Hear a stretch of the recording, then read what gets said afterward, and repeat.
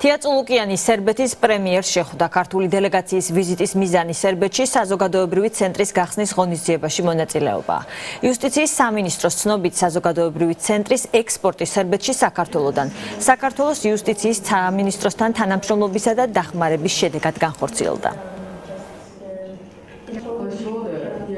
ჩვენ ორ ხალხს გვაკავშირებს მთავარი ბრძოლა ტერიტორიული მთლიანობისთვის, სადაც ჩვენ ქართველი და სერბი ხალხები და ქვეყნები მხარს უჭერთ ყველა ფორუმზე, ყველა დონეზე ერთმანეთს და ამისათვის, რა თქმა უნდა, ჩვენი მთავრობის სახელით მადლობა გადავეცი სერბეთის პრემიერ-მინისტრს და მათი მხრიდან მივიღეთ ასევე გზავნილები მის შესახებ, თუ როგორ აფასებს სერბი ხალხი ჩვენს ტერიტორიულ მთლიანობას და რაც მთავარია, ყველა დონეზე მხარს უჭერს მას.